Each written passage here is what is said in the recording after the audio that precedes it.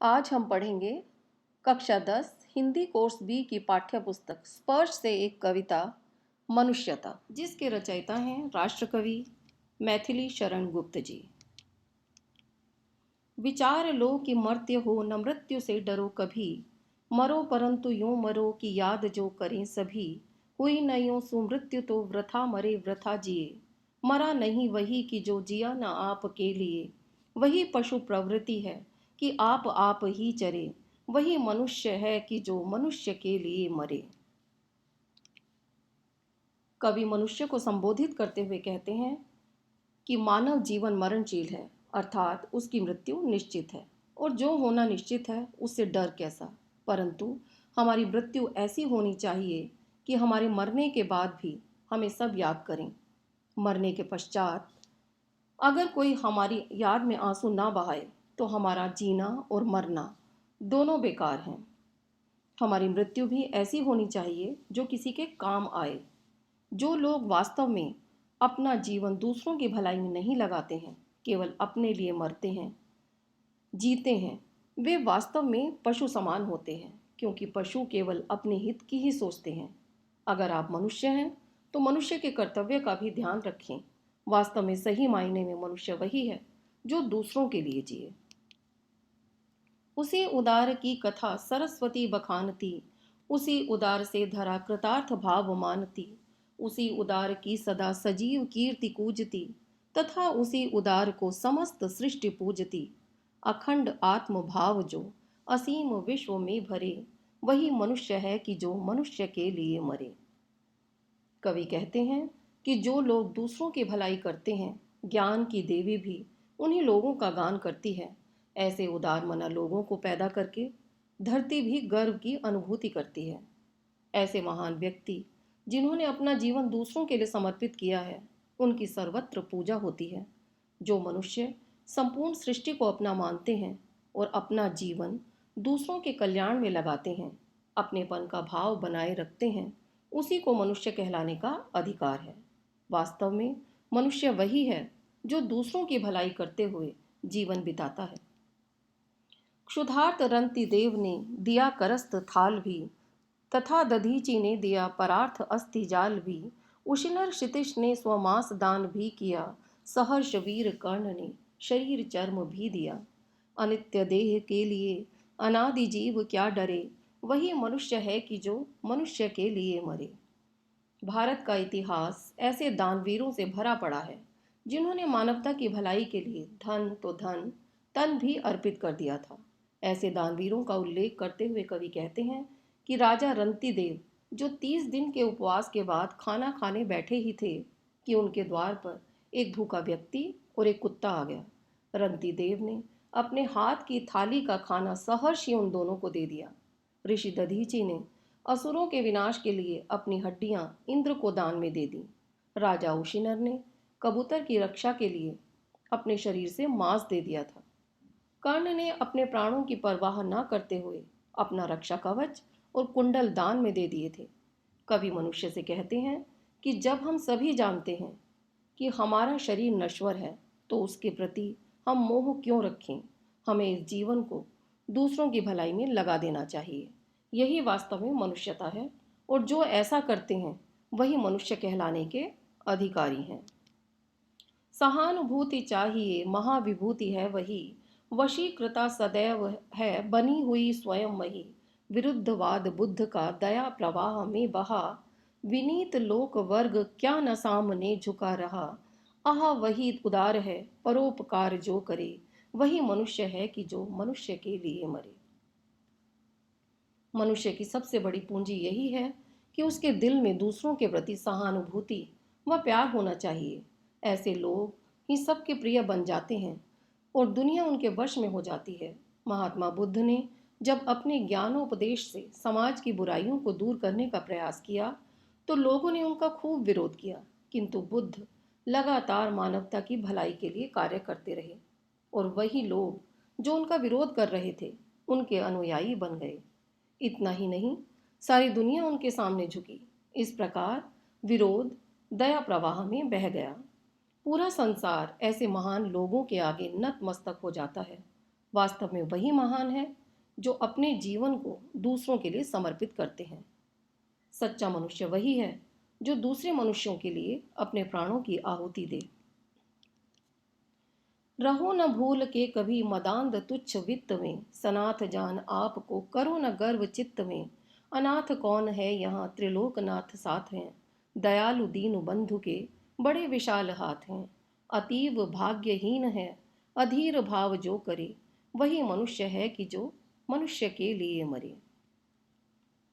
कवि कहते हैं कि हमें कभी भी स्वयं पर घमंड नहीं करना चाहिए, और धन दौलत जैसी चीज पर तो कभी नहीं। कभी यह मत सोचो कि तुम्हारे पास तो ढेरों साधन है और तुम्हें किसी की आवश्यकता नहीं है। कवि कहते हैं कि इस दुनिया में कोई भी अनाथ नहीं है, क्योंकि सभी के साथ तीनों लोकों के स्वामी अर्थात ईश्वर हैं। ईश्वर बहुत दयालु हैं, उसके हाथ बड़े विशाल हैं, उसकी पहुंच धरती के प्रत्येक व्यक्ति तक है। इस पर भी अगर कोई मनुष्य अपना धैर्य खो देता है तो वह वास्तव में भाग्यहीन है। सच्चा मनुष्य वही है जो दूसरों की भलाई के लिए जीता और मरता है। अनंत अंतरिक्ष में अनंत देव हैं खड़े, समक्ष ही स्वभाव जो बड़ा रहे बड़े बड़े। परस्परावलंब से उठो तथा बढ़ो सभी, अभी अमर्त्य अंक में अपंक हो चढ़ो सभी। रहो न यो कि एक से न काम एक का सरे, वही मनुष्य है कि जो मनुष्य के लिए मरे। कवि का मानना है कि अंतरिक्ष अत्यंत विशाल है और उस विशाल अंतरिक्ष में ना जाने कितने देवी देवताओं का वास है, जो अपनी बाहें फैलाकर मनुष्यों के सत्कर्मों में उनकी सहायता करना चाहते हैं। कवि मनुष्यों को प्रेरित करते हुए कह रहे हैं कि तुम एक दूसरे का सहारा बनो, एक दूसरे की सहायता कर विकास की ऊंचाइयों को छुओ, बिना किसी को नुकसान पहुंचाए देवता की गोद अर्थात ईश्वर का आशीर्वाद प्राप्त करो। ऐसे कार्य मत करो कि जिनसे दूसरों को कोई फायदा ना हो। तुम्हारा प्रत्येक कार्य सर्वहित उद्देश्य से होना चाहिए। वास्तव में मनुष्य कहलाने का अधिकारी वही है जो अन्य मनुष्यों की भलाई के लिए अपना जीवन समर्पित कर देता है। मनुष्य मात्र बंधु है, यही बड़ा विवेक है। पुराण पुरुष स्वयंभू पिता प्रसिद्ध एक है, फलानुसार कर्म के अवश्य बाह्य भेद है, परंतु अंतरैक्य में प्रमाणभूत वेद है। अनर्थ है कि बंधु हो न बंधु की व्यथा हरे, वही मनुष्य है कि जो मनुष्य के लिए मरे। आपसी भेदभाव भुलाकर मिलजुल कर रहने की प्रेरणा देता हुआ कवि कहता है कि सबसे बड़ा विवेक यही है कि मनुष्य यह अच्छी तरह समझ ले कि मनुष्य का साथी केवल मनुष्य ही है, अतः उन्हें मिलजुल कर रहना चाहिए। हम सब एक ही परमात्मा की संतान हैं, वही हम सबका परम पिता है, अतः एक पिता की सभी संतानें एक दूसरे के बंधु समान हैं। केवल हमारे द्वारा किए गए कर्मों के कारण व उनके फलानुसार हम बाहरी रूप से अलग अलग हैं, लेकिन अंदर से हमारी आत्मा एक है, क्योंकि सभी में उसी ईश्वर का अंश समाया है। यह सब जानने पर भी अगर मनुष्य दूसरों की पीड़ा को ना हरे और सामर्थ्य होने के बावजूद भी दूसरों की मदद ना करे तो उसका मनुष्य होना निरर्थक है। वास्तव में मनुष्य कहलाने का अधिकारी वही है जो दूसरों की सहायता करता है। चलो अभिष्ट मार्ग में सहर्ष खेलते हुए, विपत्ति विघ्न जो पड़े उन्हें ढकेलते हुए। घटे न हेल मेल हाँ, बढ़े न भिन्नता कभी, अतर्क एक पंथ के सतर्क पंथ हो सभी। तभी समर्थ भाव है कि तारता हुआ तरे, वही मनुष्य है कि जो मनुष्य के लिए मरे। कवि का मानना है कि हमें अपनी इच्छा से इच्छित मार्ग पर चलना चाहिए। हम जो भी कार्य करें वह खुशी खुशी करना चाहिए।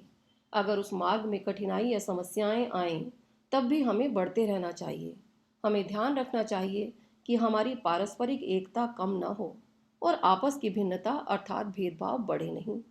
हमारे बीच विचारों की एकता बनी रहे और हम तर्क वितर्क से दूर होकर मंजिल की ओर बढ़ते रहें।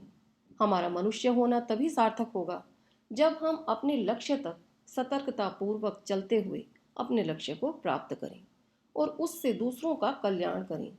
दूसरों के मार्ग में भी यदि बाधाएं दिखाई दें तो हम उन्हें भी दूर करें, उनके मार्ग को भी सुगम बनाएं ताकि वह भी सफल हो सकें।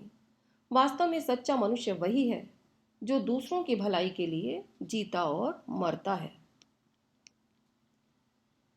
आइए अब इस कविता से संबंधित कुछ प्रश्न देखते हैं। कवि ने कैसी मृत्यु को सुमृत्यु कहा है? कवि का मानना है कि अगर कोई मनुष्य मृत्यु के पश्चात दूसरे लोगों की यादों में बसा रहे, लोग उसे उसके सत्कार्यों के लिए याद करें, आंसू बहाएं, तो ऐसी मृत्यु को सुमृत्यु कहा जाता है। अर्थात कवि के अनुसार यशस्वी मृत्यु ही सुमृत्यु है। उदार व्यक्ति की पहचान कैसे हो सकती है? उदार व्यक्ति कभी भी अपनी चिंता नहीं करते। वे तो अपना नुकसान उठाकर भी केवल दूसरों का हित सोचते हैं। उदार व्यक्ति स्वयं को मिटाकर भी दूसरों का उद्धार करने के लिए हमेशा तत्पर रहता है। वास्तव में ऐसे उदार व्यक्तियों की उदारता के कारण ही आज भी मनुष्यता जीवित है, और ऐसे उदार व्यक्तियों के कारण ही समाज का विकास संभव है। कवि ने दधीचि, कर्ण आदि महान व्यक्तियों का उदाहरण देकर मनुष्यता के लिए क्या संदेश दिया है? पौराणिक कथाओं के अनुसार राजा रंतिदेव, जो 30 दिन के उपवास के बाद खाना खाने बैठे ही थे कि उनके द्वार पर एक भूखा व्यक्ति और एक कुत्ता आ गया। रंतिदेव ने अपने हाथ की थाली का खाना सहर्षि उन दोनों को दे दिया। ऋषि दधीचि ने असुरों के विनाश के लिए अपनी हड्डियां इंद्र को दान में दे दी। राजा उशीनत ने कबूतर की रक्षा के लिए अपने शरीर से मांस दे दिया था। कर्ण ने अपने प्राणों की परवाह न करते हुए अपना रक्षा कवच और कुंडल दान में दे दिए थे। इस प्रकार कवि ने इन उदाहरणों के माध्यम से जन साधारण को यह संदेश देना चाहा है कि ऐसे महान लोगों के त्याग के कारण ही मनुष्य जाति का संरक्षण संभव हो पाया है। कवि हमें यह बताना चाहते हैं कि हमें भी दूसरों के हित के लिए अपना जीवन समर्पित कर देना चाहिए। मनुष्य मात्र बंधु है से आप क्या समझते हैं? स्पष्ट कीजिए। कवि का मानना है कि ईश्वर सदैव सब जगह व्याप्त है और सभी मनुष्यों में ईश्वर का अंश है। कवि यह भी मानता है कि सभी मनुष्य एक परम पिता ईश्वर की संतान है तथा एक ही पिता की संतान होने के कारण सभी मनुष्य एक दूसरे के बंधु समान हैं। अतः विश्व के सभी लोगों को हमें बंधु बांधवों की भांति समझना चाहिए। जिस प्रकार हम परिवार में अपने भाइयों का अहित नहीं करते, ठीक इसी प्रकार हमें विश्व में किसी का अहित ना करके एक दूसरे की मदद करनी चाहिए। कवि ने सबको एक होकर चलने की प्रेरणा क्यों दी है? कवि ने सबको एक होकर चलने की प्रेरणा इसलिए दी है क्योंकि जब सबके द्वारा मिलकर एक साथ प्रयास किए जाते हैं तभी वह सार्थक सिद्ध होते हैं, क्योंकि सबके हित में ही हर एक का हित निहित होता है। व्यक्ति को किस प्रकार का जीवन व्यतीत करना चाहिए, इस कविता के आधार पर लिखिए। कवि का मानना है कि मनुष्य को यह समझ लेना चाहिए कि मानव जीवन पुण्य कर्मों का फल है, अतः हमें इसका सदुपयोग करना चाहिए। सभी जानते हैं कि मानव शरीर नश्वर है। इस दुनिया में जो आया है उसे एक न एक दिन मरना अवश्य है, अतः उसे अपने जीवन में ऐसे कार्य करने चाहिए ताकि उसका जीवन सफल हो सके और उसके द्वारा किए सत्कार्यों से जगत की भलाई हो सके। कवि मनुष्य को यह संदेश देते हैं कि वह जो भी कार्य करे उसे अपने हर कार्य में दूसरों की भलाई को ही अपना लक्ष्य बनाना चाहिए। यह संसार उन्हीं लोगों की याद में आंसू बहाता है जो अपने से पहले दूसरों के विषय में सोचकर अपना बलिदान करने के लिए तत्पर रहते हैं। मनुष्यता कविता के माध्यम से कवि क्या संदेश देना चाहता है? कवि मनुष्य को यह समझाना चाहता है कि प्रत्येक मनुष्य को अपने जीवन का उद्देश्य समझना चाहिए। केवल खा पीकर स्वार्थी बनकर हमें पशुओं की भांति नहीं जीना चाहिए, क्योंकि यह प्रवृत्ति तो पशुओं में होती है कि वे केवल अपना पेट भरते हैं। हम मनुष्यों को कुछ ऐसे सार्थक कार्य करने चाहिए ताकि जगत का कल्याण हो। कवि मनुष्यों को विभिन्न महापुरुषों जैसे दधीचि व कर्ण इत्यादि का उदाहरण देकर समझाना चाहते हैं कि अगर हम इस संसार में अमर होना चाहते हैं तो उसका एकमात्र साधन है परोपकार। केवल दूसरों का भला करके ही हम अपना जीवन महान बना सकते हैं। कवि का मानना है कि अगर हमारी मृत्यु के पश्चात लोग हमारी याद में आंसू बहाते हैं तभी हमारी मृत्यु सुमृत्यु में बदल जा सकती है। कवि का मानना है कि केवल मनुष्य शरीर प्राप्त कर लेने से ही कोई मनुष्य नहीं बन जाता। वह मनुष्य मनुष्यता की भावना से बनता है। जहाँ वह खुद से पहले दूसरों के विषय में सोचता है। इस कविता के द्वारा कवि संपूर्ण संसार को अपने परिवार की भांति मानकर, विश्व के भले की बात सोचकर मनुष्य को मनुष्यता का कर्तव्य निभाने का संदेश देता है। मेरी ये वीडियो पसंद आए तो इसे लाइक करें, शेयर करें और सब्सक्राइब करना ना भूलें।